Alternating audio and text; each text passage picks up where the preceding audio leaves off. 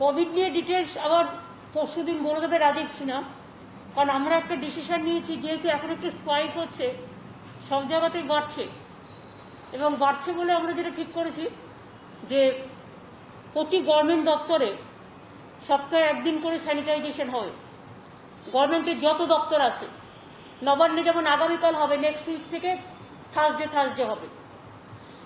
আর প্রাইভেটেরও যারা আছেন, private office থেকে শুরু করে সব, তাদের কাছেও আমাদের একটা রিকোয়েস্ট থাকবে যে আপনারাও সপ্তাহে একটা দিন স্যানিটাইজ করুন।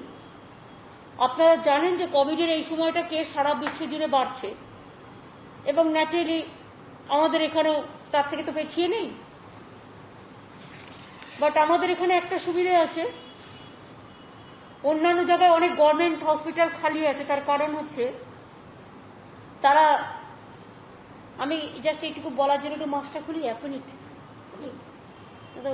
এটা আলগা হয়ে যাচ্ছে। যেটা হচ্ছে যে অনেক জায়গায় দেখবেন যে তাদের বেড অকুপেশন ফুল নয়, কারণ কেউ 70, কেউ 80, উল্টো হয়ে গেছে। দেখো তো ঠিক আছে, কিন্তু প্লিজ এটা ভুল করবেন না, এটা আমার নিজেরই মাঝে মাঝে এধার ওধার করতে গিয়ে হয়ে যায়। সোজা করে দিয়েছি, ঠিক আছে, ঠিক আছে, এখন সোজা আছে। তো যেটা আপনাদের বলছিলাম যে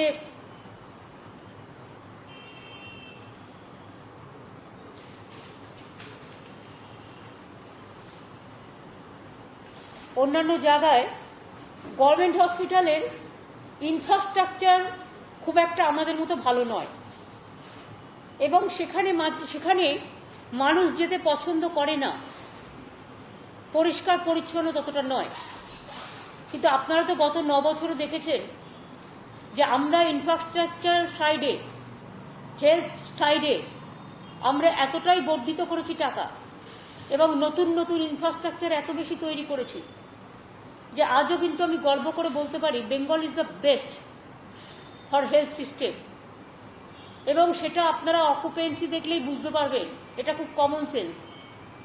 মানুষ আজকে গভর্নমেন্ট হসপিটালে যাচ্ছে, এবং গভর্নমেন্ট হসপিটালে ফুল বেড অকুপেন্সি থাকছে, তার কারণ এটা কিন্তু মাইনাস নয়, এটা প্লাস।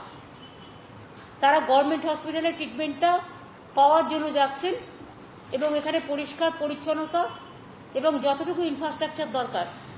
আপনারা সবাই জানেন আমরা কেউ ম্যাজিশিয়ান নই, আর আমরা কেউ হঠাৎ করে আকাশ থেকে কিছু পড়ে পাইনি, এখনো পর্যন্ত ওষুধ আবিষ্কার হয়নি। নিজেদের মতো করে চিকিৎসকরা চিকিৎসা করছেন। সামটাইমস অবশ্যই তারা ICMR বা ওয়ার্ল্ড হেলথ অর্গানাইজেশনের গাইডলাইন্স নিচ্ছে, কিন্তু মনে রাখবেন যে তার মধ্যেও প্রচুর লোককে তো ট্রিটমেন্ট দেওয়া হচ্ছে, এবং অনেক মানুষ সুস্থ হয়ে বাড়িও গেছে, সেটাও আপনারা জানেন। নতুন করে বলার কিছু অপেক্ষা রাখে না।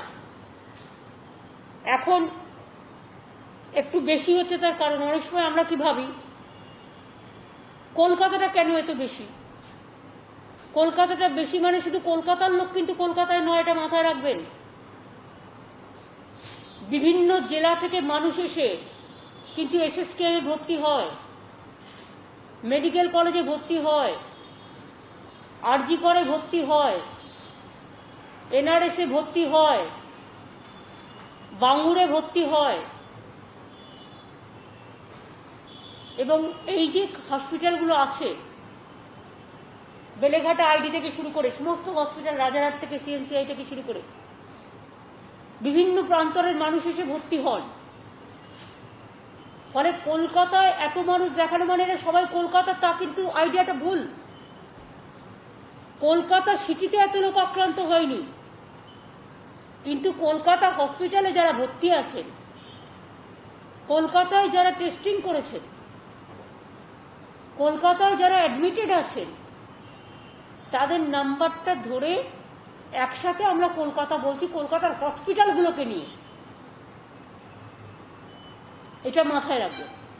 হাওড়ায় যেমন হসপিটাল আছে সঞ্জীবনী বা হাওড়া জেনারেল হসপিটাল, এখন হাওড়া হচ্ছে কোলাঘাটের বর্ডার। কোলাঘাট থেকে কেউ এসে পেশেন্ট এসে হাওড়ায় ভর্তি হয়ে গেল বলে কেসটা কিন্তু কোলাঘাটের নয়, এই হাওড়ার নয়, এটা মাথায় রাখবেন। যেমন হুগলিতে অনেক সময় বর্ধমানের লোকও ভর্তি হয়।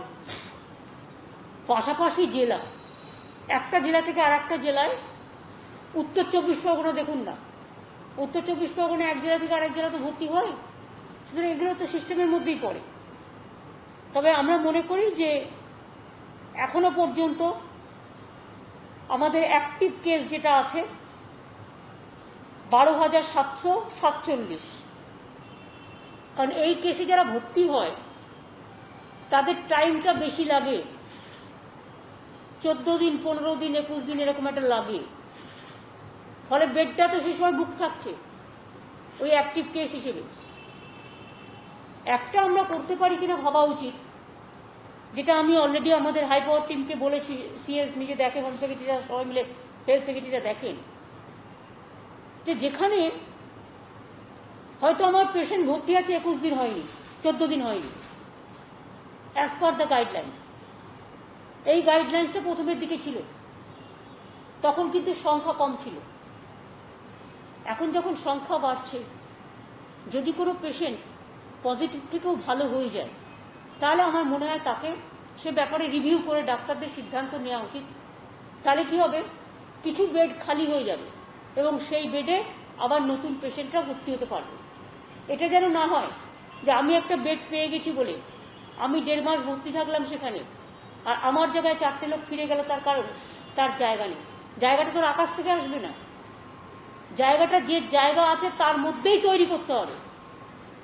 এর মধ্যে তৈরি তো কম হয়নি, তার মধ্যেও প্রাইভেট হসপিটালগুলো বাড়াচ্ছে। আজকে যেমন উডল্যান্ডস আমাকে বলেছে যে ওরা কিছু বাড়াচ্ছে, দিশান আর একটা বিল্ডিং বাড়াচ্ছে। আমাদের এদিকে আমরিটাকেও আমরা বলেছি, ঢাকুরিয়াটাকে ইমিডিয়েট খুলতে দিয়ে দিয়েছে, বাট সিস্টেম করে করলে ওখানে 300-400 বেড আমরা আরও এক্সট্রা পেয়ে যাব। তারপরে আমাদের ওই যেটা গেছিল, আমরা ইসলামিয়া হসপিটালটা নিয়ে নিচ্ছি, ওটা একটু রেডি করতে যা টাইম লাগবে, ওখানে 300-400 বেড পাওয়া যাবে। আমাদের আরেকটা হচ্ছে আজকে যেটা শান্তনুদা করলো, হ্যাঁ, এনআরএসে আরও 110 বেড বাড়ানো হলো। তাছাড়াও নতুন এনআরএসে নতুন হলো, নতুন কোভিড হসপিটাল 110টা বেড ওরাও বাড়ানোর কথা বলেছে। এটাই তো শান্তনু দিয়েছিল তো। হ্যাঁ, আরেকটা ডেন্টাল কলেজ বিল্ডিং আছে, আরামের ডেন্টাল কলেজ বিল্ডিং, ওটাও কোভিডে কনভার্ট হয়ে যাচ্ছে। তার মানে আমরা কিন্তু এইগুলো সব মিলে যদি দেখি, তাহলে আমরা আরো অন্তত 3,500-4,000 বেড এর মধ্যে আমরা বাড়াতে পারবো, যেটা আমি আপনাদের বললাম। সেফ হাউস যেমন আমাদের অনেকগুলো আছে, সারা বাংলায় প্রচুর আছে। আমরা চাই না কেউ সেফ হাউসে থাকুক, তারা বাড়িতে থাকুক, ভালো থাকবেন। সেফ হাউসে রাখতে বাধ্য হচ্ছি আমরা, তার কারণ যাদের একদম জায়গা নেই, যাদের গাদাগাদি করে থাকতে হয়, তাদের জন্য সেফ হাউস কিন্তু হসপিটাল নয়। কিন্তু একটা কথা আমি চ্যানেলে সবাইকে বিশেষ করে বলবো, কারণ নিউজটা তো ফার্স্ট আপনারা ঘন্টায় ঘন্টায় করছেন, কাগজ নয় পরের দিন বেরোচ্ছে। এটা খুব মানবিক প্রশ্ন। যদি আপনাদের মনে হয় আমি ভুল, আপনারা আমাকে you can ask me the question. Sorry, আমি একটু মাস্ক খুললাম, তার কারণ কন্টিনিউয়াস পড়ে থাকলে একটু প্রবলেম হয়। জাস্ট আমি এখানে কেউ নেই বলে দুজন দূরে আছে। সেটা হচ্ছে যে ধরুন সাপোজ আজকে আমি শুনলাম প্রতিদিনের যে অফিসটা আমাদের দিয়েছে সেফ হাউস করবার জন্য সায়েন্স সিটির কাছে, সেখানে অনেক মানুষ আছে, টাইম মতো খাওয়া দাওয়া দেওয়া হচ্ছে, চেষ্টা হচ্ছে যতটা পারে গভর্নমেন্ট, মায়ের দেওয়া মোটা কাপড়ের মতো। কিন্তু একটা কোয়েশ্চেন আপনাদের কাছে আমি জিজ্ঞেস করি, একটুতেই কেউ কেউ ওখান থেকে বেরিয়ে গিয়ে রাস্তায় বসে পড়ছে, তাহলে তো সেটা অসুস্থই নয়। রাস্তায় গিয়ে বসে পড়ে কি বলছে, আমাকে ভালো খাবার দাও, আমি জল পাচ্ছি না। এবার আপনাদের আমি একটা কথা বলি, এটা কিন্তু হচ্ছে ভালোভাবে যুক্তি দিয়ে বুঝুন। সাপোজ আমার বাড়িতে আমার দুটি মেয়ে আমার সাথে থাকে, সেই দুটি মেয়ে আমাকে হয় খাবার দেয়, নয় আমাকে ভালোবাসা দেয়, নয় আমাকে চাটা হাতের সামনে এগিয়ে দেয়, নয়তো আমি যখন বাড়ি থেকে বেরোই আমার ব্যাগটা হাতের কাছে পৌঁছে দেয়, যেহেতু আমি সারাক্ষণ কাজ করি বলে। এই দুজনের মধ্যে কাজ করতে করতে দুজন যদি পজিটিভ আক্রান্ত হয়ে যায়, তাহলে সেই দিনটা আমাকে আইদার অল্টারনেটিভ কিছু খুঁজতে হবে, অথবা আমাকে নিজেকে করতে হবে। ঠিক কি না? ধরুন একটা জায়গায় একজন দায়িত্ব নিয়েছে খাবার দেওয়ার, তার টিমের দুজনের পজিটিভ হয়ে গেল কোভিডে, তার টোটাল টিমটা বসে গেল। এইটা হচ্ছে প্রবলেম। আপনারা তো নিজেদের হাউসগুলোতে দেখতে পাচ্ছেন, পটাপট কত সাংবাদিক বন্ধুরাও হয়ে যাচ্ছে কোভিড, তাদের পরিবার হয়ে যাচ্ছে, গভর্নমেন্ট বড় বড় অফিসাররা হয়ে যাচ্ছে, পুলিশ হয়ে যাচ্ছে, হেলথ ওয়ার্কাররা হচ্ছে, চিকিৎসকরা হচ্ছে। যারা খাবার দিচ্ছে তারাও তো মানুষ নাকি? যে জল দিচ্ছে সেও তো মানুষ। কোথাও যদি একটা টিমের দুজন আক্রান্ত হয়ে যায়, তাকে একটা ডিসিশন নিতে হয়, তাহলে ফুল টিমটা কি এই টিম কাজ করবে নাকি অল্টারনেটিভ টিম আসবে তবে কাজ করবে? তাতে 1 ঘন্টা 2 ঘন্টা দেরি হতেই পারে কোনো একদিন, তাই জন্য রাস্তায় গিয়ে বিক্ষোভ দেখাতে হবে? এটা মানবিক যুদ্ধ না, এটা রাজনীতি করবার জায়গা না, এটা অতি উৎসাহী আন্দোলনের জায়গা। আন্দোলন আমাকে শেখাবেন না, আমি আন্দোলন করেই এসেছি এখানে। আমার বাড়িতে যদি সবার কোভিড হয়ে যায়, আমার দায়িত্ব আমি তাদের রান্না করে খাওয়াবো, আমি অফিসের কাজও করবো, ঘর পরিষ্কারও করবো, সবটাই করতে হবে। এটা এইভাবে ভাববার চেষ্টা করুন। আপনার কেন একটু খাবার পেতে দেরি হলো, কেন দেরি হলো, কারণটা খুঁজে দেখেছেন? কারণটা এইভাবে হয়ে যাচ্ছে। ধরুন আজকে আপনার কাগজের অফিস সেট আপ করছে, 10 জনকে 10টা জেলায় দায়িত্ব দিয়েছে, তার মধ্যে 4 জন যদি আপনার কোভিড হয়ে যায়, সেই 4টে সেট আপ কিন্তু বদলাতে হবে। সেই বদলাতে গেলে আপনাকে আবার একটা অপশন বের করতে হবে। সেই কাজটা যে সবাই পারবে তা নয়, সেই কাজটা করার মতো লোকও দরকার। এই জিনিসগুলো আমি বলবো একটু বুঝুন। গভর্নমেন্ট মানে গভর্নমেন্ট ভগবান নয়, গভর্নমেন্ট মানে শুধু বাংলার গভর্নমেন্টটাই ম্যাজিশিয়ান নয়, শুধু সব দোষ বাংলার গভর্নমেন্টের, যে গভর্নমেন্টটা সবচেয়ে বেশি কাজ করে। বিনা পয়সায় রেশন, বিনা পয়সায় চিকিৎসা, বিনা পয়সায় মাস্ক, বিনা পয়সায় স্কুল, বিনা পয়সায় পড়াতে গেলে তার খরচাটাও, কবরে গেলেও বিনা পয়সায় খরচাটা, বিয়েতেও টাকা, স্কলারশিপেও টাকা। আর কত করবে বলতে পারেন? আর কোথা থেকে টাকাটা আসবে? 40-45 লক্ষ লোককে পেনশন দেয় যে গভর্নমেন্টটা, যে গভর্নমেন্টটা আজ পর্যন্ত টিচারই বলুন, সরকারি কর্মচারী বলুন, এত ফাইন্যান্সিয়াল ক্রাইসিস থাকা সত্ত্বেও সেন্ট্রাল গভর্নমেন্ট কিছু দেয়নি। আমরা কিন্তু একদিনের জন্য কারো মাইনে কাটিনি বা বন্ধ করিনি, চেষ্টা করছি চালিয়ে যাব। এইটুকু সহযোগিতা তো করবেন। কোথাও একটু দেরি হয়ে গেলে কেউ তো ইচ্ছা করে করেনি, একটা পরিবেশের জন্য, একটা পরিস্থিতির জন্য। ভাই আমফান, একটা অত বড় ঝড় দুর্যোগ হয়েছে, তার বাড়িঘর সব ভেঙে গেছে, সে যদি বলে আমি এক্ষুনি ফিরে যাব, তার ফিরে যাবার মতো পরিস্থিতিটা হলে তো সে ফিরে যাবে। অতগুলো লোক, লক্ষ লক্ষ লোক চলে আসে, 1 কোটি 1.5 কোটি লোক বাইরে শেল্টারে হাসছে, তারা কত সহ্য করে বলুন তো? আর যারা আমরা সবকিছু সামনে পাই, হাতের মুঠোর সামনে, তারা আমরা একটুও টলারেট করতে পারি না। কালকে আমি রাত্রে শুনেছি বাঙুরে চিকিৎসকরা কাউকে কাউকে সাজেস্ট করেছেন যে আপনারা ভালো আছেন, বাড়িতে থাকুন। কেন বলেছে জানেন? এখনো জেনে রাখবেন, বাড়িটা আমাদের সুইট হোম। গভর্নমেন্ট হাসপাতালে অত ইনফেকশন নেই, কিন্তু 50 জন এক জায়গায় থাকলে কিছু না কিছু ইনফেকশন বেরোয়। কিন্তু বাড়িতে থাকলে অনেক ভালো থাকা যায়, যদি সে রোগীটাকে ডাক্তার মনে করে। এটা তো আমাদের হাতে নয়, we are not the experts. Doctor যদি দেখে বলে পেশেন্টটা বাড়িতে থাকা ভালো, মোটামুটি সুস্থ আছে, তাহলে সে কি বলবে যে না আপনার কথা আমি শুনবো না, আমি এখানে থাকলাম, আমি এখানে রইলাম, বলে যুদ্ধ করতে শুরু করলো? যুদ্ধটা কার বিরুদ্ধে করছে? আমরা তো যুদ্ধটা কোভিডের বিরুদ্ধে করছি, আপনারা পলিটিক্যালি যুদ্ধটা আমাদের বিরুদ্ধে কেন করছেন? এই যুদ্ধটা শুধু হেলথ ডিপার্টমেন্টের যুদ্ধ নয়, শুধু পুলিশের যুদ্ধ নয়, রাস্তাঘাট পরিষ্কার করে যারা তাদের যুদ্ধ নয়, আশার মেয়েরা ঘুরে বেড়াচ্ছে জীবনকে বাজি রেখে শুধু তাদের যুদ্ধ নয়। যুদ্ধটা কিন্তু আজকে আমাদের যৌথ পরিবারের সবার। আপনি আপনার জায়গা থেকে খবর করছেন, লড়াই করছেন, যুদ্ধ করছেন, you are also a COVID warrior. আমি আমার জায়গা থেকে করছি, হয়তো আমি টাকাটা নিলাম না, বা আমি হয়তো সম্মানটা পেলাম না, মানুষের সম্মানই আমার সম্মান। আমিও I am also front runner. Alapan Bandyopadhyay home secretary সকাল থেকে রাত পর্যন্ত ডিউটি করছে, he is also Covid warrior. Chief secretary ঘরবাড়ি বলে সকাল থেকে রাত পর্যন্ত করছে, সহকর্মীরা থেকে পুলিশ থেকে শুরু করে সবাই, চিকিৎসক নার্স সবাই, ল্যাব থেকে শুরু করে যারা সব টেস্ট করে, এমনকি যারা ডেড বডিগুলো নিয়ে যায়, ক্রিমেশন করে, হসপিটালে পেশেন্ট নিয়ে যায়, কাঁধে করে নিয়ে যায়। একটু ত্রুটি হলে আপনারা কেউ কেউ এমন ব্যবহার করছেন, আর কিছু কিছু পলিটিক্যাল পার্টি গেল রব তুলছেন। একবারও ভেবে দেখান তো কি দিতে পেরেছেন আপনারা? আজকে বড় বড় কথা বলছেন, কি দিতে পেরেছেন? কি দিয়েছেন? আমরা তো ভেবেছিলাম অন্তত 10,000 ভেন্টিলেটর মেশিন পাবো গভর্নমেন্ট অফ ইন্ডিয়া থেকে। আমরা তো ভেবেছিলাম অক্সিজেন সিলিন্ডার পাবো।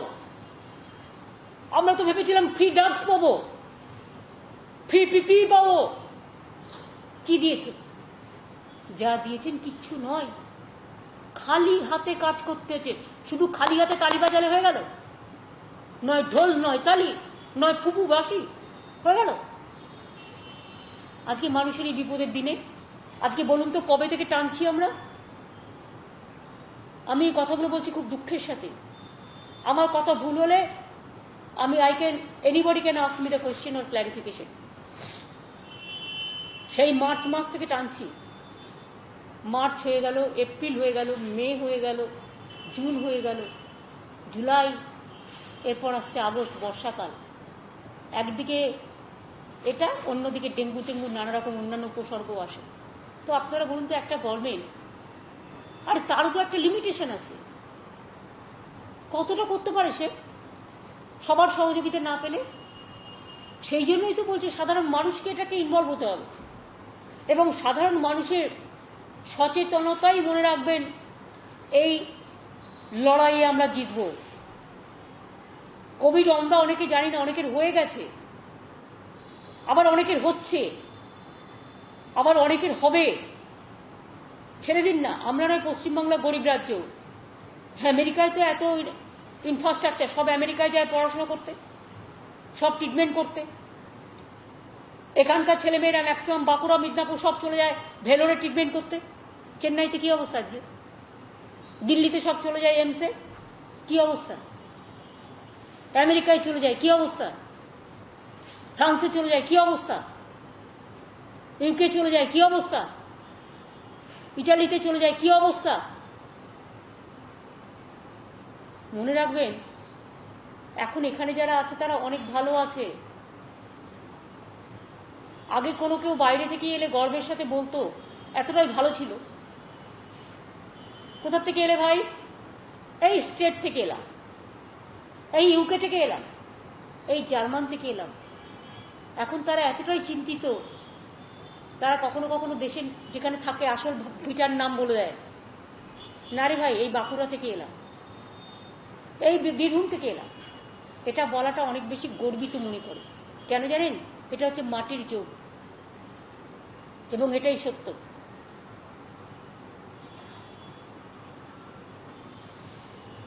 তাই বাড়লেও বাড়াটাকেও আমাদের নিজেদের ম্যানেজ করতে হবে।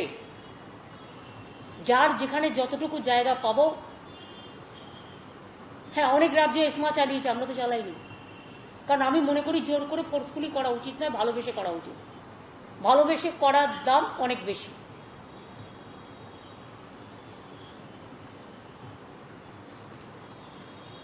প্যান্ডামিকের নাম বলে নানা রকম আইন করা হচ্ছে, সারাক্ষণ একটা রাজ্যকে গালাগালি দেওয়া হচ্ছে। কেন?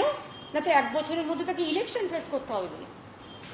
ভাই ইলেকশন যখন হবে তখন দেখে নেব। ইলেকশনে তো এ থেকে জেড এজেন্সি নিয়ে আপনারা আসবেন। এখন থেকেই তো সব আমন্ত্রণ আসা শুরু হয়ে গেছে, নিমন্ত্রণ আমন্ত্রণ, এগুলো আমরা বুঝি। আর সবসময় পলিটিক্স করবার চেষ্টা করবেন না প্লিজ, দয়া করে। বাংলায় যা আছে তাই দিয়ে আমরা ভাগ করে নেব যদি আমরা সবাই ভালোভাবে করতে পারি। একটা যে বাইরে আপনি স্টেডিয়ামে করবেন বর্ষাকাল, সেটাও তো প্রবলেম। মাথার উপর দিয়ে জল পড়ে, মাথার উপর ছাদ চাই। তার সত্ত্বেও আমরা গীতাঞ্জলি স্টেডিয়াম এবং কিশোর ভারতী স্টেডিয়ামও নেওয়ার চেষ্টা করছি। এইভাবে অনেক জায়গা নেওয়া হয়েছে। একটা কমিউনিটি সেন্টার পাচ্ছি না। কোনো এলাকায় একটা কমিউনিটি সেন্টার নিতে গেলেই বলছে না আমাদের পাড়ায় করা যাবে না। ঠিক আছে, তাহলে কারো পাড়ায় কোভিডের লোক থাকবে না, এটা তো ভালো। কিন্তু কোভিড হলে তখন কি করবেন? কারো পাড়ায় সেফ হাউস থাকবে না, কারো পাড়ায় কোভিড সেন্টার থাকবে না, কারো পাড়ায় কোভিড ডেড বডি পোড়ানো যাবে না। তাহলে কোথায় পড়াবেন? তাহলে আমার ডেড বডিটার মধ্যে, আমার বডিটার মধ্যে একটা চুল্লি বানিয়ে নিন, পুড়িয়ে দিন। এটা তো বুঝতে হবে আপনাদের। ডেলি যদি গড়ে 30 জন মারা যায়, কারণ আমাদের এখানে কোমরবিডিটির সংখ্যাটাই বেশি, 20-30 একটা ডেলি মারা যায়। তাছাড়াও হসপিটালে অন্যান্য কেস আছে, প্লাস আপনার অ্যাক্সিডেন্টাল কেস একটা জায়গাতেই শুধু পোড়ানো হয়, সেটা হচ্ছে আপনার ধাপা। একটাই চুল্লি, তাতে আপনি একদিনে কটা ডেড বডি পোড়াতে পারছেন? তাতে আমাকে একটার জায়গায়, সেটাও খারাপ হয়ে যাচ্ছে মাঝে মাঝে। আর একটা যে আমি তৈরি করতে আমার 4 মাস টাইম লাগবে। আমি আপনাকে টাকা দিচ্ছি গভর্নমেন্ট থেকে এক্ষুনি, আপনি আমাকে 7 দিনে তৈরি করে দেখিয়ে দিন। যদি কেউ করতে পারেন আমরা করে দিচ্ছি। টাকা এর জন্য অভাব হবে না, মানুষের শেষকৃত্য করার জন্য। কিন্তু আপনারা আমাকে বলুন, অ্যাটলিস্ট 2-3টে ক্রিমেশন থাকবে কলকাতায়, যেখানে ডেড বডিগুলো সৎকার করবে। যার বাড়ির লোক মারা গেছে তার ডেড বডিটা সৎকার করবে, তার অস্থিটা সে পাবে। এটা কত দুঃখ বলুন তো। একে তো সে ডেড বডি, আমরা তো ব্যবস্থা করে দিয়েছি 8 ঘন্টা তাকে দেখা, তার পরিবারকে দেখার, ক্রিমেশনে অংশগ্রহণ করবার এবং অস্থি নেওয়ার। কেউ কেউ ডেড বডি নিচ্ছেন, কেউ কেউ লিখে দিয়ে যাচ্ছেন। কয়েকদিন আগে সঞ্জয় সিনহা মারা গেছে, আপনারা জানেন, আমার খুব পরিচিত, আমার খুবই আপনজন ছিল। সঞ্জয় বোস সাথীরও পজিটিভ আছে। সাথীকে আমি জিজ্ঞেস করলাম যে তুমি গেছিলে ডেড বডি ক্রিমেশনের জন্য, সব ব্যবস্থা করা আছে? সাথী আমায় বলল ডক্টর শান্তনু সেন অনেকটাই করেছে, ওকে আমি পাঠিয়েছিলাম। আমাকে সাথী বলল না দিদি, আমি না পারমিশন দিয়ে চলে এসেছি, আমি এটা দেখতে পারবো না। এগুলো অনেক সেন্টিমেন্ট আছে, বুঝে রাখবেন। তমা আমার সাথে একসাথে রাজনীতি করেছে।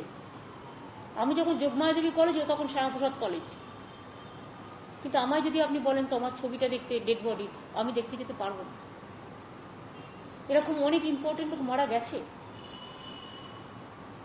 আমাদেরও 12 জন ডাক্তার পুলিশ মিলে মারা গেছে। আমার যে মেয়েটি মারা গেল দেবদত্তা, ওইটুকু বয়স বলুন তো। তা আমাদের দুঃখ লাগে না? আমাদের মন খারাপ হয় না? তার মধ্যেও আমি ভাবি একটু টলারেট করতে, একটু সুযোগ দিতে হবে, একটু সময় দিতে। হঠাৎ করে হাসপাতাল থেকে বেরিয়ে চলে যাচ্ছে, রাস্তার মধ্যে বসে পড়ছে, এটা কারা করছে? তাহলে তার তো হাসপাতালে যাওয়ার দরকারই নেই, সে তো বাড়িতে থাকতে পারে ভালো করে। হেঁটে যখন রাস্তায়, তার তো দেখুন, তাতে তো আমাদেরই খারাপ হবে। কারণ সে যদি সেফ হাউস থেকে বেরিয়ে হাসপাতালের রাস্তায় বসে পড়ে আর গরমে অসুস্থ হয়ে পড়ে, কে দায়িত্ব নেবে? কে দায়িত্ব নেবে? আউটসাইডে যখন চলে আসলো, তার মানে ইনসাইডের সাথে তার সম্পর্কই তো থাকবে না। এটা একটা সিস্টেম করো রাজীব। আমি ইনসাইড তার দায়িত্ব নিচ্ছি পুরো। তারপরে সে যদি বাইরে বেরিয়ে কোনো ঘটনা ঘটায়, who will take the responsibility? It's a law. দেখে নাও, প্রত্যেকের জন্য নোটিশ থাকবে এটা, যে আপনাদের কিছু প্রবলেম থাকলে একটা নোটিশের খাতা রাখো সেখানে। এই খাতায় কমপ্লেন করুন, বা একজনকে রেখে দাও, তাকে বলুক যে আমি এটা পাচ্ছি না, ওটা পাচ্ছি না। আর আমি তো বললাম হঠাৎ হঠাৎ কোভিড হয়ে যাচ্ছে, কি করবে? তাতে একটু একটু সময় দিতে হবে, তাদেরও বুঝিয়ে বলতে হবে। সেরকম হলে বলবে কিছু ড্রাই ফ্রুট রেখে দিতে, যখন ওই রকম পরিস্থিতি হবে ওইটা অল্টারনেটিভ, ওটা দেখে নেবে।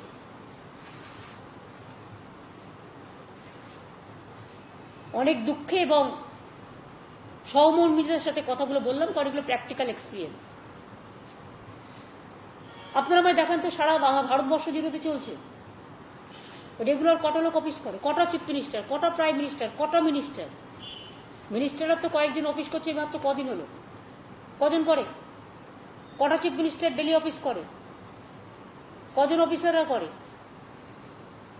তার মধ্যে মনে রাখবেন আমাদের স্টেট কিন্তু এক্সেপশনাল অলওয়েজ। নিন্দে করতে হয়, আপনি করলেন সেটা আলাদা ব্যাপার। আজকের পর্যন্ত, সরি গতকাল পর্যন্ত, তাই তো, টোটাল অ্যাক্টিভ কোভিড কেস আমাদের কাছে এখনো 12,747 আছে। তার কারণ ডিসচার্জটা একটু কমে গেছে। আগে 66-67% হয়ে গেছিল, এখন যেহেতু একটু ইনফেকশনটা বাড়ছে সেহেতু এটা 60.6% হয়েছে। ফলে লোককে আমার বেশি হাসপাতালে রাখতে হচ্ছে তারা যতক্ষণ পর্যন্ত স্টেবল না হচ্ছে। আমাদের টোটাল ডেথ কিউমুলেটিভ 1000, যেটা আউট অফ 1000, 815 জন কিন্তু কমরবিডিটি ডেথ। 815 জন, যারা সারি কেস বলে নাকি, সারির পরে একদম কমরবিডিটি। ওটা একটু বুঝিয়ে বলে দাও তো, এটা বলে দাও তো। আপনারা জানেন যে আমাদের এখানে যে কেসগুলো রয়েছে সেটাতে কালকে বুলেটিনে যেটা আমরা দিয়েছি যে মোর দ্যান 82% কেসেস যেটা আছে সেটা কোমরবিডিটি রয়েছে, 81.5% তার বেশি। ওই কোমরবিডিটি আপনারা সবাই জানেন, নতুন জিনিস কিছু জানেন। তার মধ্যে আমরা যেটা মনিটর করছি তার মধ্যে রয়েছে হাইপারটেনশন, ডায়াবেটিস, কার্ডিয়াক ডিজিজ মানে হার্ট রোগ, সিকেডি, ক্রনিক কিডনি ডিজিজ যেটাকে বলা হয়, আর সিওপিডি, এটা যেটা ব্রেথলেসনেস প্রবলেম হয়, লাংসের প্রবলেম যাদের হয়, আর মেলিগনেন্সি মানে ক্যান্সার। এই সব কটা কেসগুলো যে আছে প্রায় 82% এখান থেকেই আসে। আর এটা আমরা অনেকদিন ধরে বলছি, এখনো বলছি that death is happening because of comorbidity and corona is an additional factor. Corona হলে এই সিমটমগুলো ডিটোরিয়েশন ফাস্ট হয়, এই ডিজিজ যেটা আছে তার যে মানে এফেক্ট আছে, ইম্প্যাক্ট আছে, সেটা আরো বেশি বেড়ে যায়। কিন্তু যারা ডিজিজ ফ্রি রয়েছে তাদেরও আমাদের ডিটেল ব্রেকআপ বুলেটিনে দেওয়া রয়েছে, সেখানে এই সংখ্যা যেটা আছে সেটা হচ্ছে মাত্র 18%। যাদের শুধু কোভিড জন্য মারা গেছেন এরাও কিন্তু যদি সময় মতন হাসপাতালে চলে আসেন তাহলে এই মৃত্যুকে অনেকটাই আনন্দিত। এটা অনেক জায়গা ঘুরে ঘুরে অনেক মালিকদের থেকে নানা রকম ছোটখাটো জায়গা চিকিৎসা করে তারপরে যখন আমাদের এখানে আসে তখন অনেকটা ডেথ যেটা আছে আমরা রিপোর্ট করছি, তথ্য আমরা। হ্যাঁ, যেখানে কোনো ইনফ্রাস্ট্রাকচার নেই সেখানে না যাওয়ার জন্য আমরা রিকোয়েস্ট করব। যেখানে ভেন্টিলেটর সাপোর্ট নেই, যেখানে আইসিসিউ নেই, যেখানে অক্সিজেন নেই, সেখানে গিয়ে ছোট একটা নার্সিংহোমে একটা ছোট রুম পাবো বলে চলে গেলাম। আর ওরা কি করে, লাস্ট মোমেন্টে যখন পেশেন্টটা মরবার মতো অবস্থা হয় তখন গভর্নমেন্ট হসপিটাল পাঠিয়ে দিয়ে সংখ্যাটা বাড়ায়, নিজেদের থেকে ঘাট থেকে ফেলে দিতে যায়। এটা তো ঠিক নয়। কোভিডের ট্রিটমেন্ট করতে গেলে তাকেও সাফিসিয়েন্ট জিনিস রাখতে হবে, এটা মাথায় রাখতে হবে। এটা একটা। দুই হচ্ছে, যেহেতু এখন একটু বাড়ছে এবং আপ টু 31শে জুলাই আমরা আগে দেখে নেবো পরিস্থিতি, তো লকডাউন আমাদের করাই আছে, পরে আবার পরবর্তীটা দেখব। মাধ্যমিক রেজাল্ট বেরিয়ে গেছে, আজকে মাদ্রাসা হালিম এগুলো সব বেরিয়ে গেছে, কালকে উচ্চ মাধ্যমিক আছে, বেরিয়ে যাবে। কিন্তু আমরা যেটা করছি সেটা হচ্ছে আমরা এই আপ টু 31 জুলাই যেটা আমরা 70% করেছিলাম গভর্নমেন্ট সার্ভিসে আমাদের গভর্নমেন্ট এমপ্লয়িজদের জন্য দুটো শিফটে, সেটা আমরা আবার 50% করে দিলাম এই কটা দিনের জন্য। তার কারণ হচ্ছে যেহেতু এখন একটু বাড়ছে, আমরা চাই যে তারা হাটে বাজারে বেশি না ঘুরে, মিক্স আপটা না করে নিজেদের সাবধানে রাখুক। কারণ ম্যাক্সিমাম কিন্তু বাজার থেকে অনেক সময় জিনিস নিতে গিয়ে করে ওখানে সেখানে মিক্স আপটা বেশি হয়। আমি এখান থেকে ছুটি পাচ্ছি মানে এ নয় যে আমি অন্য জায়গায় বেড়াতে যাব। আবাসনে কিন্তু বেশি বাড়ছে, আবাসনে সবাই কিন্তু নজর নিন। আবাসন ভালো করে অন্তত সপ্তাহে আবাসনের একটা করে কমিটি করে, আছেও অনেক জায়গায় কমিটি, তারা একটু স্যানিটাইজ করুন। আর আবাসনে যে কোনো জিনিস ঢোকবার আগে একটু স্যানিটাইজ করে নিন, এটা আপনাদের কাছে আমার রিকোয়েস্ট থাকবে। তার কারণ হচ্ছে আবাসনে এটা একটু বাড়ছে বলে আমার এটা অ্যাপ্রিহেনশন, ঠিক হয়ে যাবেন তাড়াতাড়ি। আর একটা হচ্ছে আমরা ওয়ার্ক ফ্রম হোম যেটা আছে সিস্টেম, যেখানে এই সুযোগটা আছে সেখানে তাদের বলছি, প্রাইভেট হোক আর গভর্নমেন্ট হোক, ওয়ার্ক ফ্রম হোমের সুযোগটা দেওয়ার জন্য।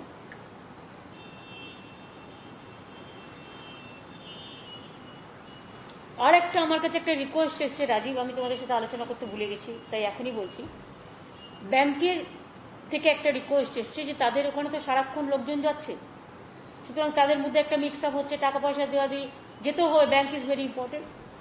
ওরা আমাদের যেটা বলছিল যে ওদের যদি ওরা বেলা 2টো পর্যন্ত কাজ করবে, 2টোর পরটা যদি ওদের অফ দেওয়া যায়, আর শনিবার রবিবারটা যদি ওদের ছুটি দেওয়া যায়, তাহলে ওদেরও যারা এমপ্লয়িজরা আছে তারাও একটুখানি সুযোগ পাবে। অন্তত সপ্তাহে 5টা দিন কাজ করলো, 2টো দিন অন্তত একটু হালকা থাকলো সেভাবে।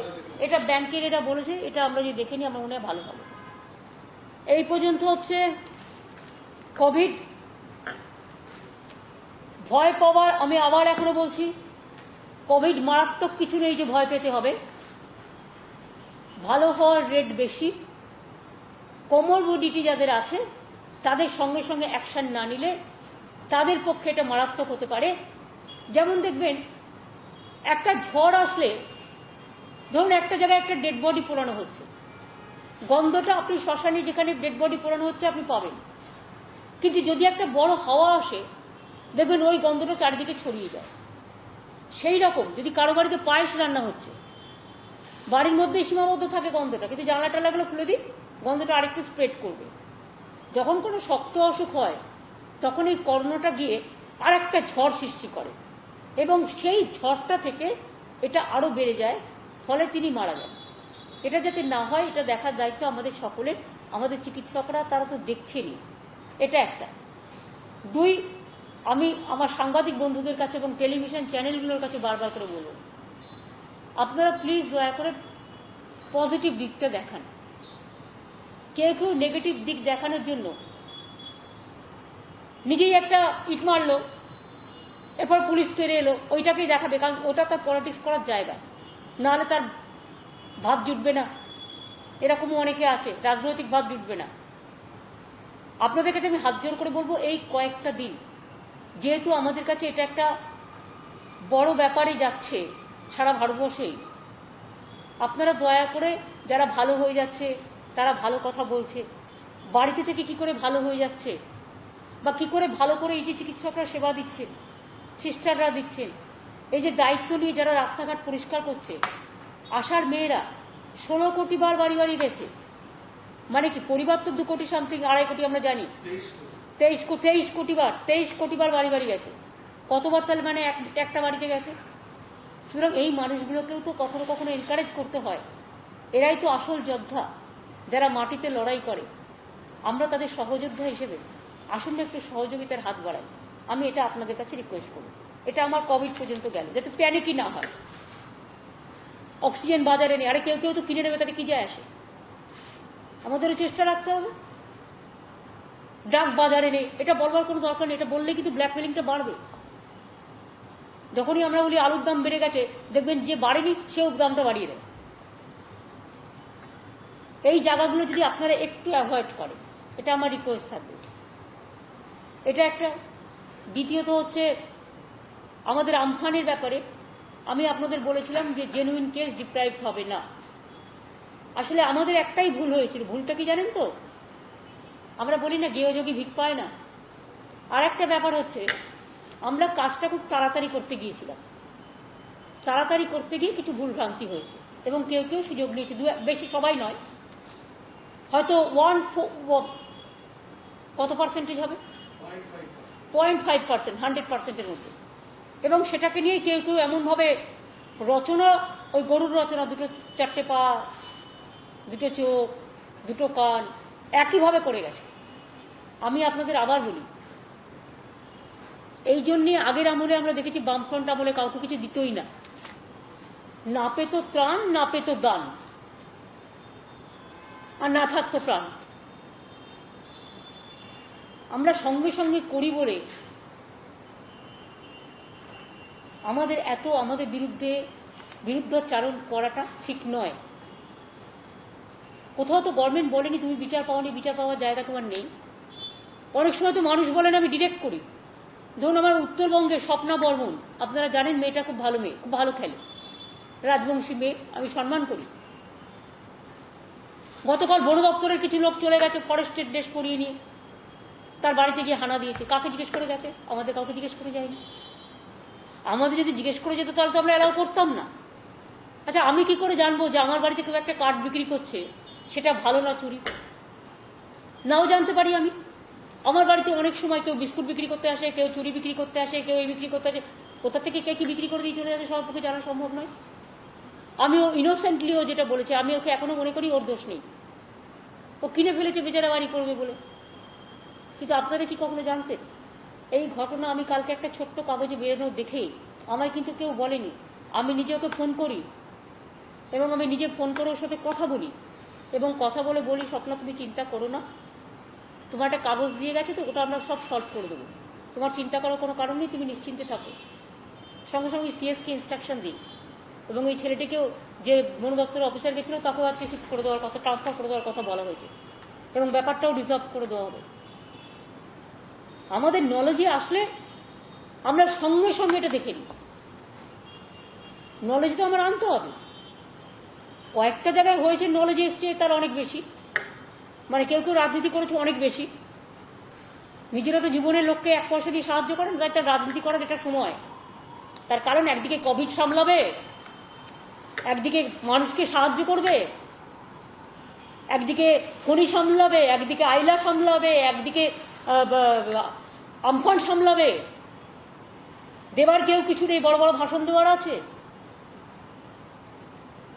মনে রাখবেন, তারপরেও আমরা একটা কোয়ারি করেছি আপনাদের কাছে। আমরা বলেছিলাম জেনুইনরা ডিপ্রাইভ হবে না। এখন সবার চোখে আমি জেনুইন ধরতে পারবো না, যেটা অ্যাডমিনিস্ট্রেশনের চোখে রিভিউ করে হয়েছে। 40,000 আমরা অভিযোগপত্র পেয়েছিলাম। অভিযোগপত্র বা বলতে পারেন যে এই আবেদনপত্র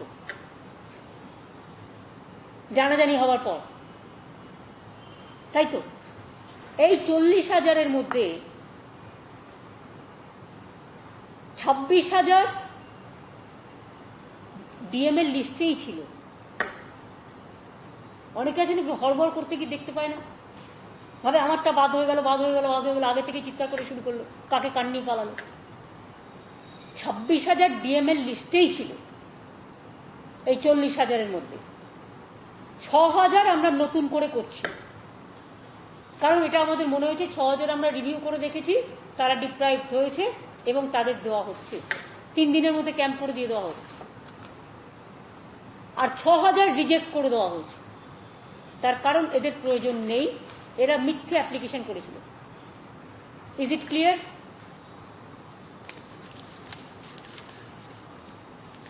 এটা আমফানেরটা আপনাদের আমি বলে দিই। এবার একটা কেস, আমার চিফ সেক্রেটারি, হোম সেক্রেটারিকে আমি এটা পার্টি হতে বারণ করবো, কারণ এটা আমি নিজে বলছি। অবশ্য they are also my chief secretary and home secretary, we are the same family. পরীক্ষা বা স্টুডেন্টদের ব্যাপার নিয়ে আপনারা জানেন, আমি আপনাদের চিঠি দিয়েছি অলরেডি, প্রাইম মিনিস্টারকে আমিও লিখেছি, যে যেটা গভর্নমেন্ট আগে একটা অর্ডার করেছিল সেই অর্ডার অনুযায়ী যেভাবে পাস করিয়ে দেওয়া হবে, যে সিস্টেমগুলো ছিল সেটা নিয়ে, যে আমি অলরেডি ইউজিসির যে ফার্স্ট অর্ডার ছিল বা হোম মিনিস্ট্রি, সেই অর্ডারটাকেই অ্যাক্টিভেট করতে আমরা বলেছি, যাতে স্টুডেন্টদের মধ্যে আর টেনশন না থাকে। এবং এটা already education department, higher education department, students, their parents, সবার সাথে কথা বলে যেসব স্টেক হোল্ডার্স আছে তারা অলরেডি যে গাইডলাইন্স দিয়েছিল ইউজিসি আগে, সেই গাইডলাইন্স অনুযায়ী আমরা বলেছি যে এক্ষুনি পরীক্ষা নেওয়া সম্ভব নয়। তাই তো রাজীব? আমাদের যে সিস্টেম বলেছিল, এটা গভর্নমেন্টেরই সিদ্ধান্ত ছিল, সেই পুরানো সিদ্ধান্তে ফিরে যেতে, যাতে যেটা আমাদের already university, college, student education department যেটা অ্যানাউন্স করেছে সেটাকে মেনে নিতে। এবার আপনাদের কাছে আমি আর একটা জিনিসে আসি। একটা জিনিস আমি সমানে শুনে যাচ্ছি আর আমার একটু খারাপও লাগছে। আমি জেনারেলি কাউকে হিট করি না যদি কেউ আমাকে হিট না করে, কিন্তু একতরফা হয়ে যাচ্ছে। কখনো কখনো হিট চেম্বারটা একটু বেশি হয়ে গেলে প্রবলেম হয়ে যায়।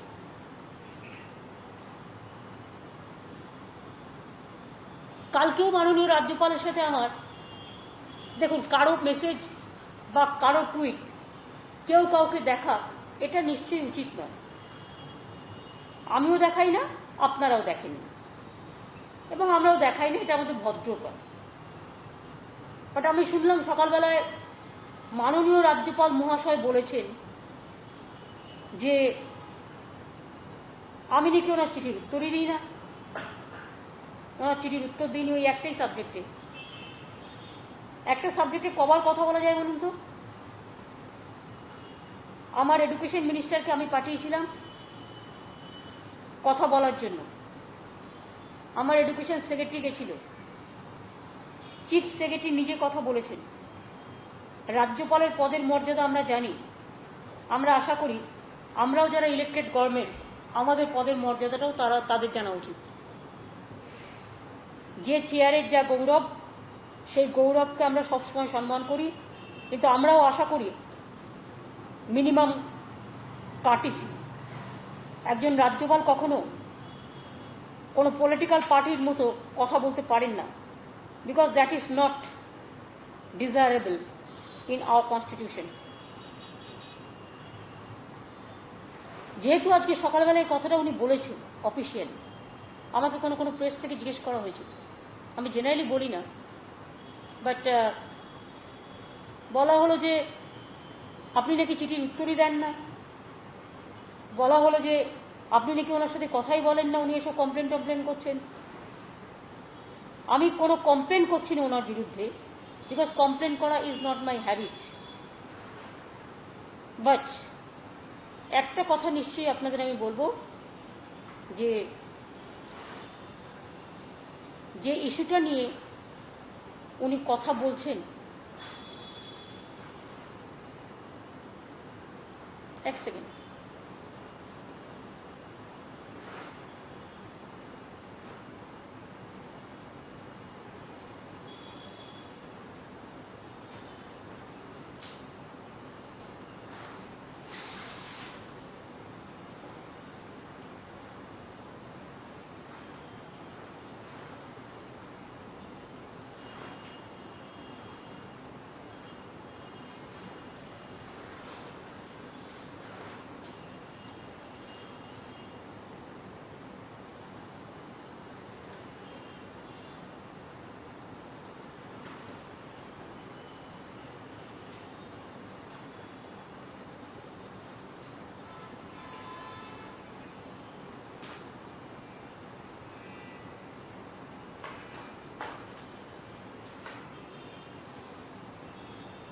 হ্যাঁ, আমি জাস্ট একটা ইস্যু নিয়ে কথা বলছি,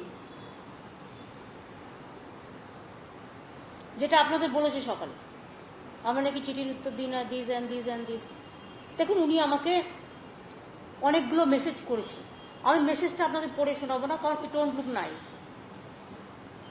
আমি কিন্তু তারপরে ওনার সাথে শুধু গতকালই 4 বার ফোনে কথা বলেছি, এটা আমার রেকর্ড বলবে।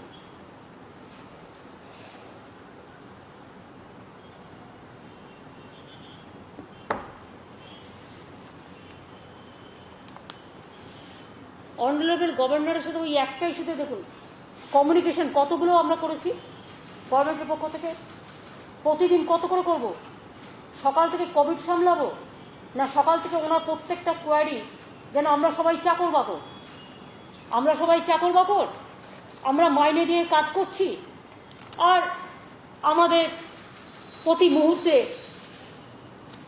প্রতিটা কোশ্চেনের উত্তর দিতে হবে। বিজেপির ওই কর্মীটা কেন মার খেলো, বিজেপির ওই মিটিংটা কেন হলো না, ডেড বডিটা কোভিড না হওয়া সত্ত্বেও কেন কোভিড ডেড বডি পুরানো হয়নি, এই ধরনের নানা রকম কোশ্চেন। পোস্টমর্টম হবার আগেই পলিটিক্যাল মার্ডার কি করে হলো, এগুলো হচ্ছে উত্তর। এত উত্তর দেওয়ার পরেও বলছে আমরা নাকি কমিউনিকেশন করি না, উত্তর দিই না। চিফ সেক্রেটারি থেকে শুরু করে, হোম সেক্রেটারি থেকে শুরু করে কতবার গিয়ে মিট করেছে, কতবার করেছে, আর কতবার করেনি জিজ্ঞেস করুন। আমি এটা আপনাদের দেখাচ্ছি এই কারণে, অন্য কোনো কারণে নয়। একটা সরকার সারাক্ষণ কাজ করবে, না একটা সরকার সকাল থেকে রাত পর্যন্ত দিল্লির 10টা minister, cabinet secretary, home secretary, home মিনিস্ট্রির রোজ একটা করে নতুন ল, 4টে-5টা করে উইদাউট এনি কনসেন্ট। আজকেও তো দেখলাম এয়ার ইন্ডিয়ার লোকেদের নাকি 5 বছর করে ছুটি দিয়ে দিচ্ছে উইদাউট পে। এই আবার কি, আমি কোনোদিন শুনিনি। তার মানে এখানে কোনো কনস্টিটিউশন কাজ করবে না। কালকে আমি আমার গভর্নমেন্ট এমপ্লয়িজদের বলে দেবো যে 5 বছর ছুটি নিয়ে চলে যাও, মাইনে পাবে না, উইদাউট লিভ, উইদাউট মানি। এটা কি হচ্ছে কি দেশে? সারাক্ষণ কাজ করবো না, কর্ম করবো না। আর আপনার সাথে ভাইস চ্যান্সেলরদের কনফারেন্স হবে কি না হবে এডুকেশন ডিপার্টমেন্ট তো জানিয়ে দিয়েছে। রোজ রোজ এক কথা কতবার? আর এটা এডুকেশন ডিপার্টমেন্টের ব্যাপার। এডুকেশন ডিপার্টমেন্টও তো আপনিও চিঠি দিয়েছেন বারবার করে, একই চিঠি আমাকেও দিয়েছেন, চিফ সেক্রেটারিকেও দিয়েছেন, এডুকেশন ডিপার্টমেন্টকেও দিয়েছেন, অল ভিসিদেরও দিয়েছেন, ভিসিরাও আপনাকে রিপ্লাই দিয়েছে। এটা তো হয়নি যে আপনাকে রিপ্লাই দেয়নি, ভিসিরাও তো রিপ্লাই দিয়েছে। দিয়ে আইন কোট করে কি বলেছেন? আইন কোট করে বলেছেন ভিসিরা, যেটা আমি এইটুকু শুধু আপনাদের পড়ে শোনাচ্ছি। 2017 সালে একটা আইন হয়, অ্যাসেম্বলিতে পাস হয়। আমি যদি ভুল বলি হোম সেক্রেটারি এবং চিফ সেক্রেটারি আমাকে কারেক্ট করবেন। 17 সালে একটা আইন পাস হয় অ্যাসেম্বলিতে, এবং তারপরে গভর্নর এটাকে সম্মতি দেয়, তখন একটা রুল করার কথা বলা হয়। সেই রুলটাই 2019-এ হয়। সেই রুল অনুযায়ী কি বলছে দেখুন, আমি শুধু পড়ে দিচ্ছি, আর কিছু না, বাদবাকিরা ভিসিরা বলে দিয়েছেন। The 2017 Act and the 2019 rules as on date remain in force, and they can be neither set aside nor kept in abeyance by any authority save and except a competent court of law. Any act undertaken by any authority, including the Chancellor or Vice Chancellors, in respect of any matter covered by the 2017 Act and or the 2019 rules, and which are contrary to the said 2017 Act or 2019 rules, are ex officio illegal, void ab initio, and a nullity. আলাপন তাই তো? আরেকবার আলাপন পড়ে দিচ্ছে না, পড়ে দাও, তোমার কাছে আছে তো? হ্যাঁ, বললেন the 2017 Act and the 2019 rules as on date remain in force, and they can be neither set aside nor kept in abeyance by any authority save and except a competent court of law. Any act undertaken by any authority, including the Chancellor or Vice Chancellors, in respect of any matter covered by the 2017 Act and or the 2019 rules, and which are contrary to the said 2017 Act or 2019 rules, are ex specie illegal, void ab initio, and a nullity. এবার আপনাদের আমি একটা কথা বলি। তাছাড়া আরেকটা কথা এসছে, উনি আমাদের মহামান্য রাজ্যপাল মহাশয়, সকাল থেকে রাত অবধি মনে হয় প্রতিবার ওনাকে আমাদের প্রণাম করতে যেতে হয়।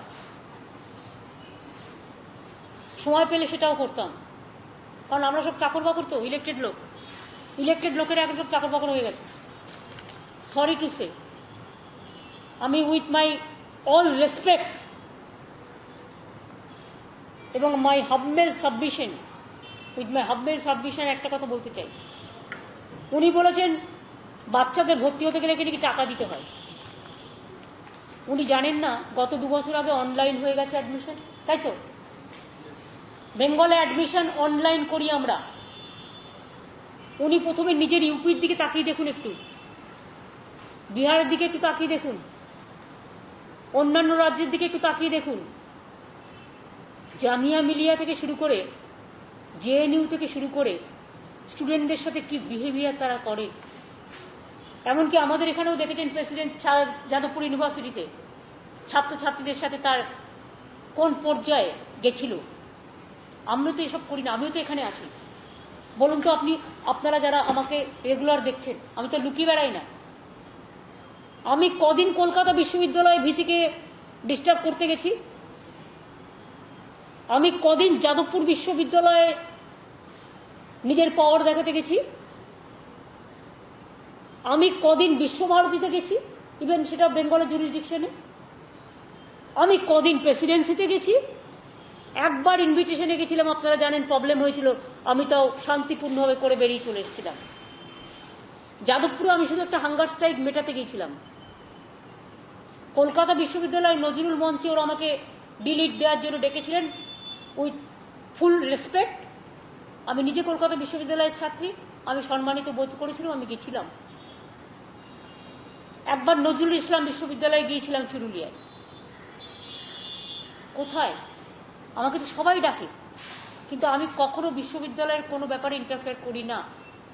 কারণ আমি এখনো মনে করি শিক্ষক শিক্ষিকারা, অধ্যাপক অধ্যাপিকারা, এমনকি যারা মানে নন অফিসিয়াল স্টাফও, মানে ক্লার্ক থেকে শুরু করে এলেন অন্যান্য অফিসিয়াল স্টাফও, নন টিচিং স্টাফ, আমি সবাইকে সম্মান করি তাদের মতো।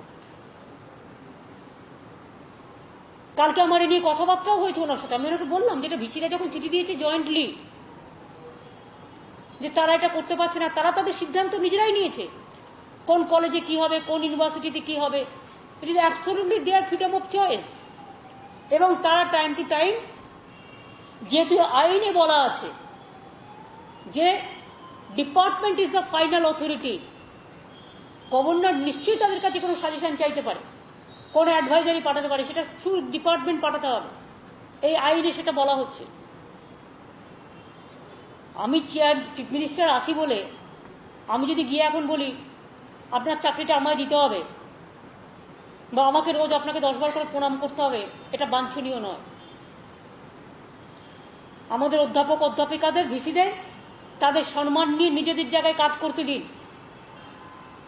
কোনো একটা সূত্র থেকে আমাকে কথাও বলা হয়েছিল, যদি না আসে ভার্চুয়াল কনফারেন্সে এক্সপ্লোসিভ হবে, এবং সেটা টুইটেও আছে, আশা করি অনেকে পেয়েছেন, আমার কাছে তো আছে, ডকুমেন্ট আছে, এক্সপ্লোসিভ হবে। তো কথাটা কত ভয়ঙ্কর আমি বুঝতে পেরেছিলাম, এবং বুঝতে পেরে আমি শুধু জিজ্ঞেস করেছিলাম যে ভয়ঙ্কর হবে মানে এক্সপ্লোসিভ কি করবেন আপনারা?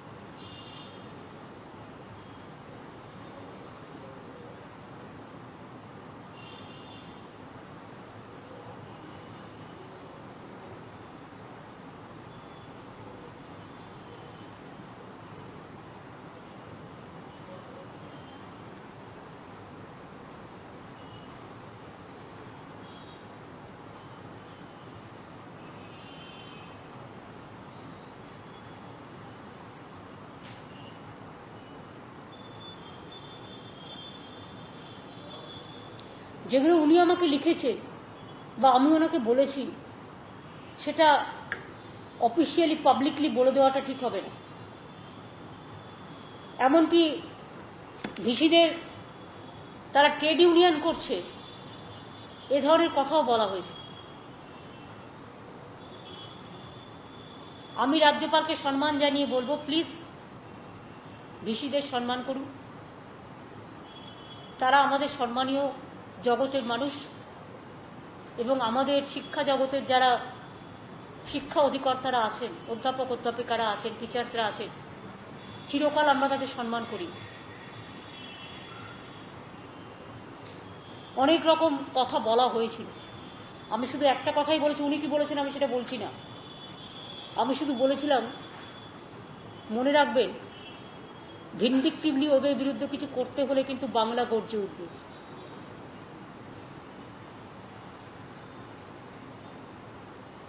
বাংলার একটা আন্দোলনের ধারা আছে। বাংলা একটু নজরুলের ভাষায় কখনো বলে না আমি বিদ্রোহী রণক্লান্ত, বলে বলো বীর বলো উন্নত মমশীর।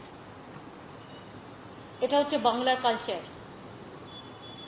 এটা করতে যাবেন না দয়া করে। আমি এটা ওনাকে রিকোয়েস্ট করেছিলাম।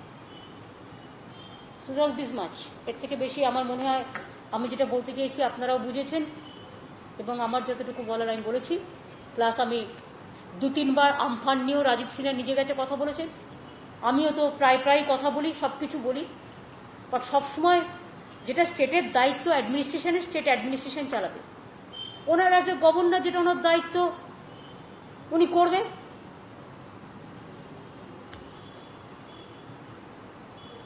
আর সারাক্ষণ উনি যাবেন এখানে আর্মির হেলিকপ্টারে, কাল যাবেন ঘুরতে। এখন আমায় নাকি অ্যাডমিনিস্ট্রেটিভ রিভিউ মিটিংয়ের ব্যবস্থা করতে হবে।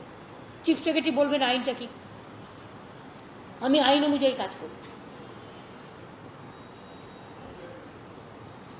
রাজেশ্বরাও মারা গেছে, আমরা সকলে দুঃখিত, আমরা তার পরিবারকে সবই সাহায্য করেছি। উনি যেতেই পারেন তার বাড়িতে আর্মি হেলিকপ্টার চড়ে,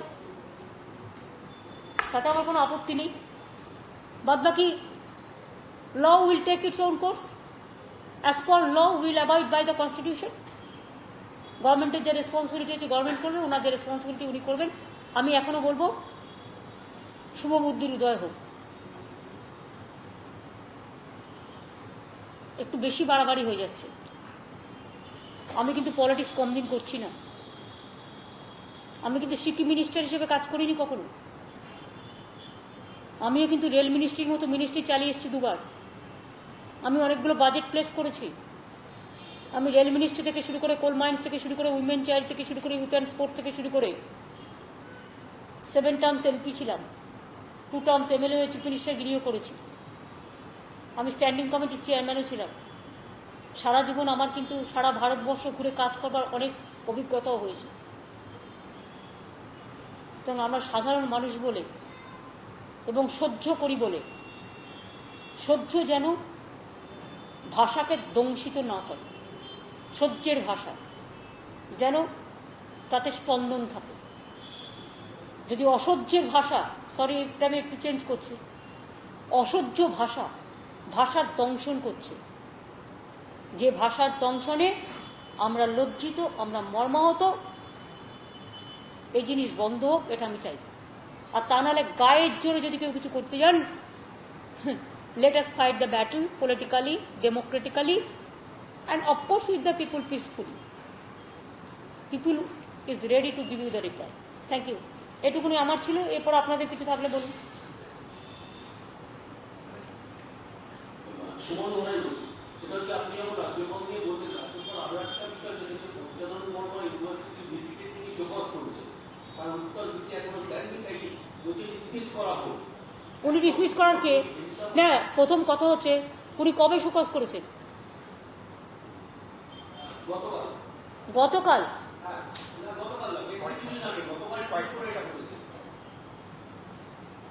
উত্তর পঞ্চানন বর্মা একটা নাম করা নাম, রাজবংশী সম্প্রদায়ের উনি খুব সম্মানীয় মানুষ। এবং পঞ্চানন বর্মা বিশ্ববিদ্যালয় আমরা তৈরি করেছিলাম তার কারণ রাজবংশী এবং কামতাপুরী সমাজে যে মানুষটা শিক্ষার পথ দেখিয়েছেন, আলো দেখিয়েছেন, তার জন্য। আর সেখানকার ভিসিকে শোকজ করে উনি ভিসিকে ইনসাল্ট করেননি, উনি পুরো রাজবংশী কমিউনিটিকে এবং উত্তরবঙ্গের মানুষকে অসম্মান করেছেন। উনি কিছুতেই ডিসমিস করতে পারেন না, because law is not with his hands. নতুন করে ল তো বলা হলো, 17 আর 19-এর ল, রুল তো বলা হলো, রুলে পরিষ্কার বলা হয়েছে উনি দিলেই যে সেটা গ্রাহ্য হবে, অ্যাজ পার ল কাজ হবে। ভিসিদের কোনো চিন্তার কোনো কারণ নেই। All are respected, all will work, যেরকম তারা করছেন সেভাবেই করবেন।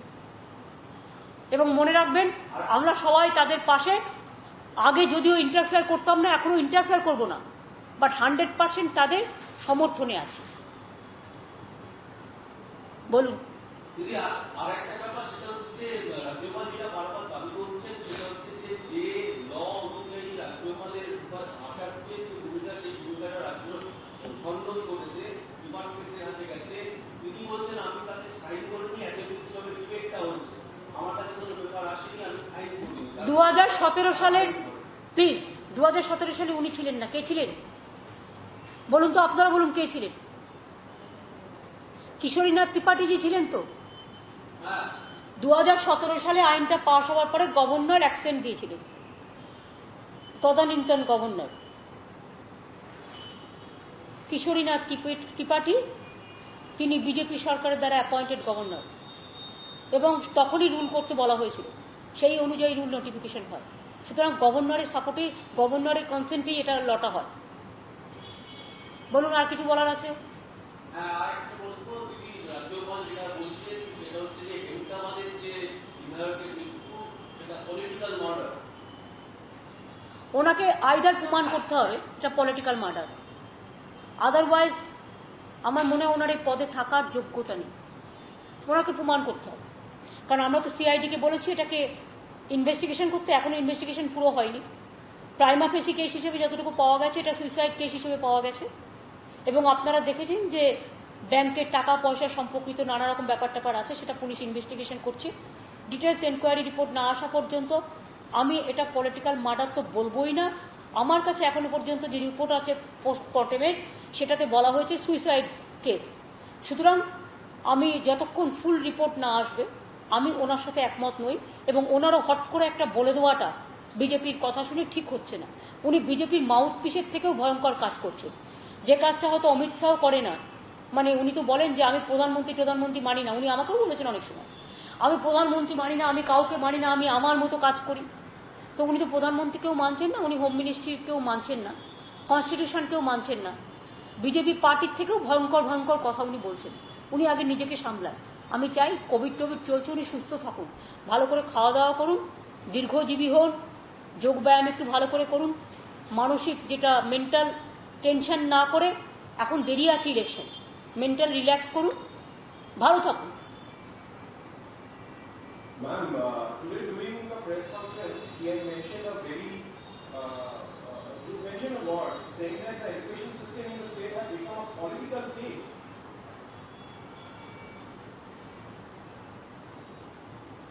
Do you think he's a constitutional post portfolio holder, or he's talking just like a politician, more than politicians? West Bengal education system is number one. Who said no? Don't compare with West Bengal to any other state. How many Nobel laureate Bengal have got? What they are doing in Nalanda University, Amartya Sen is just out. What they are doing for Jamia Millia, what they are doing for JNU, what they are doing for other university, even PTI, you know also what message they have given to you, because you have done some critical news against of them. So what music you are facing now? So we will not take any lesson from them.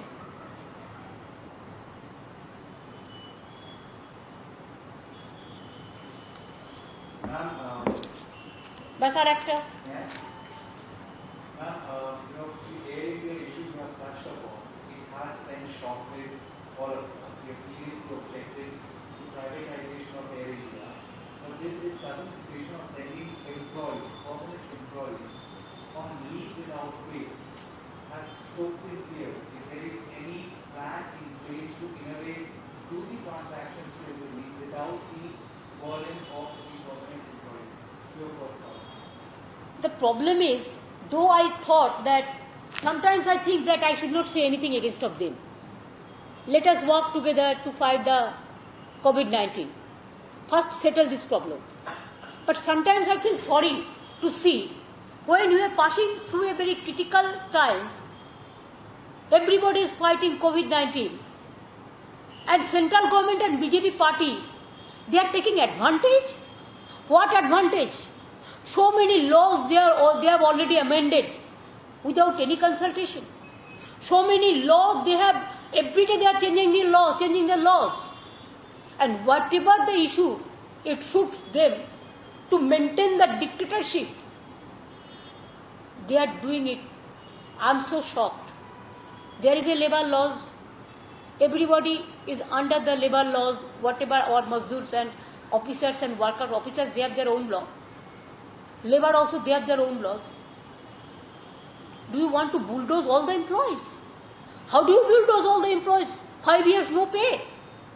At this situation, when people want money, the hawkers, the unorganized workers, the migrant workers, the farmers, the people, the government employees, the others, the semi-government, the private, they are asking for food, they are asking for money, they are asking for pension, they are asking for cash, because no cash is there, cash flow is not there. Even the economists, the senior economists are also telling that give money to the people. What they give only at the time of election to some pockets. They should be ashamed how they can snatch the service from the employees. From Coal India, they say FDI 100%. They said railway, they are going to FDI railway. They said BSNL is also going to be just closed down. They said like this Air India, what they said today. Bank also suddenly they merger. Now my headquarters is gone to Chennai. Even they never thought that the state there must be a lead bank. Their headquarters must be on that state to deprive the privilege for the poor people, common people. I'm really shocked. How they can snatch the democratic rights of the people, the employees' right of the people. 5 years they will go to live. And after 5 years, where they will go? 5 years is for the election year. Don't forget, 5 years, the meaning is very important. And I think it is not only Air India, all the central sector, all the state sector. I will appeal to all of them, be together, fight together. And I will request even the BJP's organization, also trade union organization, please don't surrender your head. Stay together and support this cause. Maybe INTUC, maybe AITUC, maybe Bharatiya, what they say in Mazdoor, I don't know all the names, but I will request them. Just, can you imagine? Is it the government work? Is it a democratic government is working under the democratic rule? Everything is lost. If the credential is lost, everything is lost. Now everybody is afraid, everybody is scared, everybody is ashamed. Now everybody, what they will do? Either testing, tracking, or treatment. What they will care? First, you take care for the people. Instead of taking care of the people, you are there to damn care of the people. This is the agony of the Indian people now. I'm sorry. Thank you.